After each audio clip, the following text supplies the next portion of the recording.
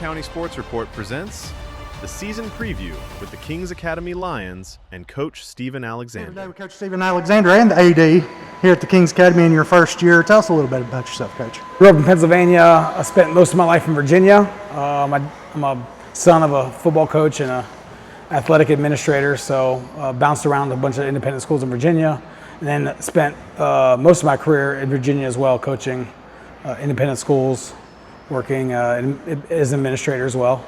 I just moved here to Eastern Tennessee in March.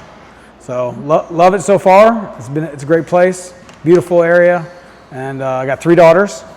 My wife and I pulled them halfway through the school year last year, and that worked out great because TK is a wonderful place, a lot of great people, made us feel immediately welcomed. My girls love it here, so I'm really thankful for that. So you step in as AD and football coach. Kind of what went into the decision to bring the football program back after a year off hiatus? Well, I'm here because of our new president and head of school, Dr. Fred Eves.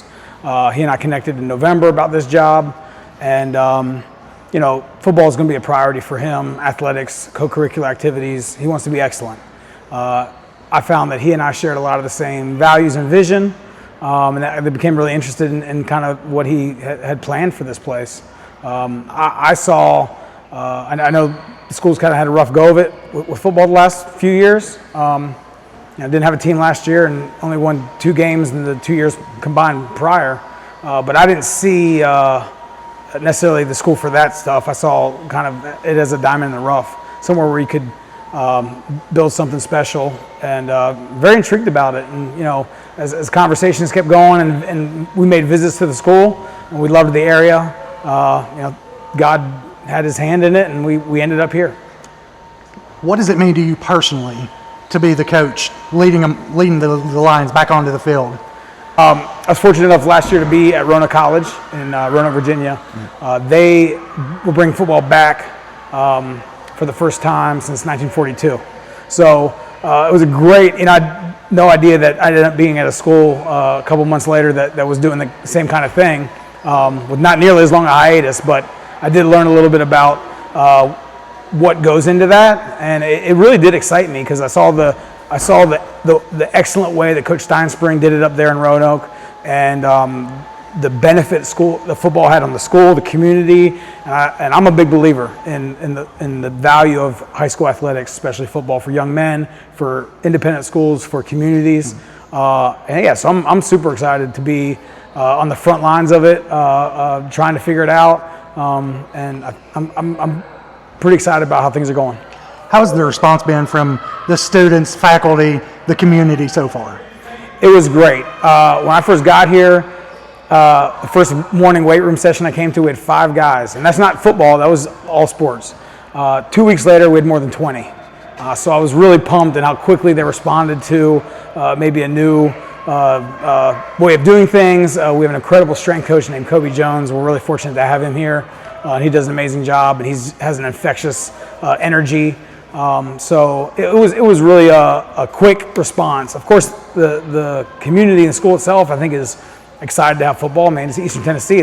I tell everyone that I talk to, it's like, God, religion, and then football is kind of right underneath it. So it's an important part of the fabric of the society here. So it needs to be an important piece of the puzzle for us.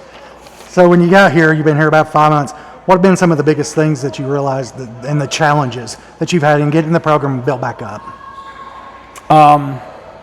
A lot of it is just making sure that we demonstrated how much we care about football. Me and my coaching staff spent a lot of time just cleaning our football areas up. Some of them were in disrepair. Putting investment into facilities, putting investment into programming, make sure the kids saw that football was important and we were going to treat it as such. That's a school-wide thing as well.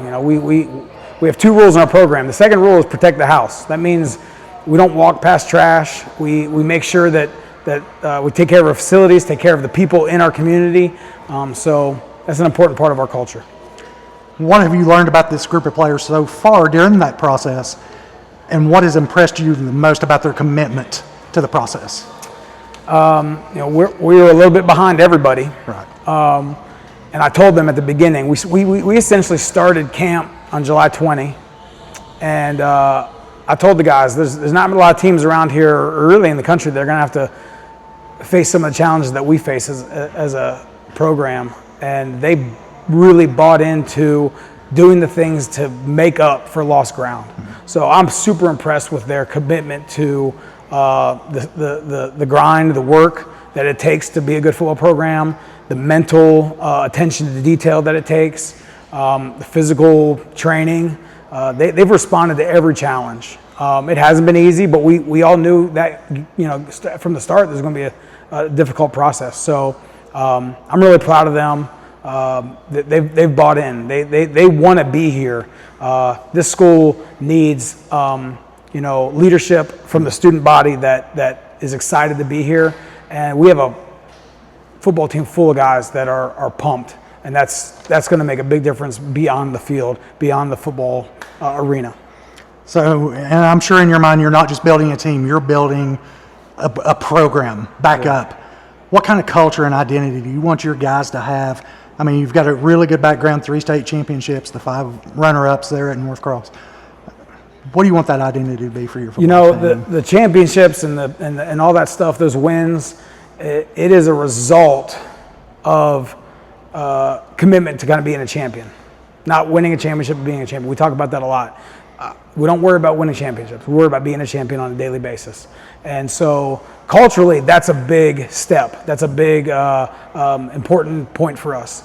I think the success on the field will just be really a symptom of our habits, behaviors, and our commitment to the daily process, being a good student, being a good athlete, taking care of our body, good nutrition, all of it. It all comes together. And if there's a weak link, football exposes it. So that's a great life lesson for these guys to learn, because there's going to be a lot of parts of life that football mimics pretty closely, and I think that's one of them.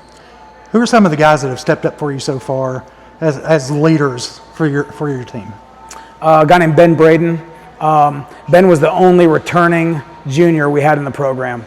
He wasn't able to play last year. And he's a starting defensive back. He's a high-quality character kid. And I told him from the get-go, early in the spring, I told him that he's going to be an important piece of this team, not only as a player, but as a leader. Mm-hmm. And he's done a really great job. Another defensive back, a guy named Lelio, has come in. He's a new student as a junior, and he's been our emotional leader, our spiritual leader. He brings the energy every day in practice, every scrimmage we have. We rely on him a lot to kind of bring that, the emotional energy and the enthusiasm it takes to be successful at football. Mm-hmm. You need guys that demonstrate that, and he's led the way in that regard. So how do you define success this year? Not so much the wins and losses, but maybe the off the field product. If we are a football program that represents the mission and values of the school, that would be a success. And I told the guys, if we do what we're supposed to do, the success on the field will come. Like I said, it's like a mathematical equation. Like it all will add up, and we'll have success on the field. I hope that's what we find this year. But even if it takes us more than a year, if we're a program that represents this school's values and this school's mission, that'll be a huge success for us. Have you allowed yourself to think about next Friday, that first game when you run back onto the field at Zion Christian, about the emotions that might come over the kids? Well, let me tell you, I had them before the first scrimmage. I mean, when we were going to put a unit on the field and remembering what was here when I got here on March 1st, to seeing us march out 34 dudes to a scrimmage, I mean, I couldn't do the team prayer. I did one of the consistency. I wouldn't have made it through. It was a really meaningful moment. It took a lot of behind-the-scenes work and commitment from a lot of different people. This is not, by no means, a one-man show. We've got an army of committed administrators, assistant coaches, teachers, food service, parents, and of course the young men playing on the field that make this possible. So I've already had that. I think I think first game will be, we talk about it. That first kickoff, kick return, that's going to be the first varsity event in 2 years. And so we're putting a little extra practice time in those. We don't want to mess it up. So, and even on the flip side of that, come September 4th, when you play your first game here at home. Yeah. What are those emotions? I understand that the scrimmage against Harriman you had packed out. Yeah, we had a good turnout for scrimmage. I think, that first game is going to be an important one. We got a really tough opponent, Concord. They've kind of doing the program building thing, and they're doing a great job. So, we'd love to measure ourselves against them. But this community's starving for it. I mean, I wasn't particularly pleased with the scrimmage against Harriman, but the feedback I got from everyone was like everyone was super excited to have football back on campus. So I have to keep that in perspective too. The coaches, sometimes we only see the negative, but there was a lot of positives, and just being able to have a good group of young men out there competing with TK on their chest and a big group of supporters, it's very meaningful. What's your message going to be when you have your team meeting before that first game towards your kids? It's probably going to be something similar I said before the scrimmage. I said, football's an emotional game. It's a physical game, and sometimes we can let that get the best of us. And my message to them will be: don't forget who you are. Don't forget who you are. You are, a student here at TKA. You're representing a family, a country. You're representing a football program. You're representing your Lord and Savior, and you have a lot of that to inform how we behave ourselves and how we act on the field. So, football is emotional. We're all emotional about it. We love it, but we can't let that get the best of us. We have to remember who we are. So what can the fans expect to see from your team on Friday nights? Kind of offensive, defensive schemes, both in terms of style of play and how you want them to represent TKA. I think we'll be. I hope we're exciting offense to watch. We should have our moments where we're up tempo. We have some explosive players. We also have, I think, we're going to have a pretty powerful run game. So we should be multiple in offense and be able to go fast, go slow, go big, go 10 personnel. Defensively, Aaron Swafford, formerly standout linebacker at Tennessee Tech, has really done a great job. He's a young coach, and I've put a lot on his plate. Defensively, we're going to be very sound. We're going to be running to the football. There's a lot of new football players here, a lot of guys that lack experience. But the one thing I'll say is our defense runs to the ball. They play with effort, and so we can fix mistakes. It's hard to fix lack of effort. So I'm excited about that. You mentioned in kind of some of the lack of experience. How do you build on that during your practice sessions to get them ready for that first game? We've tried to do a lot of we've tried to script practice as much as we can, gearing toward like a college style where we're getting a good amount of individual period, but in scheduling team periods in a strategic way where we get lots of game reps. Even if it's not going 11 on 11, we're getting lots of game-like reps in kind of drills where the game is broken down a little smaller. We need that. We need full-speed physical live reps, which is a challenge because you don't want to get guys banged up. But with our experience level, we need. I mean, I expect that we'll struggle tackling early in the year. We've shown that in some scrimmages. Part of the reason is that it's hard to get those reps in practice, and we're lacking some experience. And no coach really wants to look ahead, but look down the road 2, 3, 4 years. What do you want this program to possibly become? The first meeting I had with the guys, I said, at TKA, we want to be a standard. We're not going to be the best program in Tennessee, but we're going to be a standard for any level of high school football around here, in terms of how we approach the weight room, how we approach nutrition, how we approach practice. I believe that we can achieve that. We want to be competitive at the state level, and there's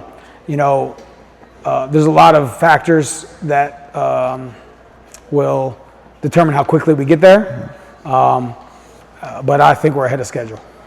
So we've already kind of touched on the community, but what would you say to the people in the community, the TKA community, as far as come out, support us? Yeah.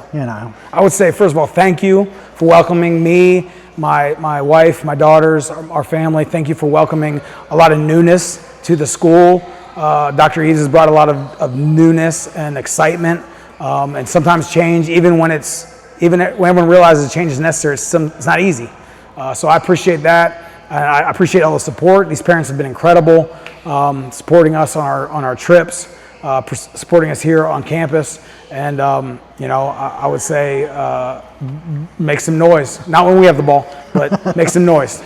So, and I finished all these interviews with this same question. If we're standing here after the last game's been played, whenever that is this year, what do you want the fans to know about your team? What do you want their opinions to be of your football I team? want the fans to know that we had a group of young men that genuinely cared about each other and understood what it meant to be a teammate. What it meant to put individual goals behind a team goal, because that is an important skill for being a husband and a father, an employee and employer, and all these things these men are going to be long after football's over.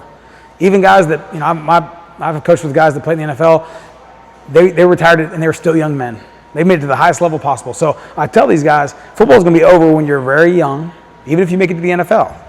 So we better learn something from it. That's what I want the fans to know, that these guys truly bought in to understanding what it meant to be a football player at TK, what it meant to love their teammates, respect their teammates, protect each other, and then learn what it meant to put me behind what the team needed. All right, Coach. Thanks for your time and good luck man. this season.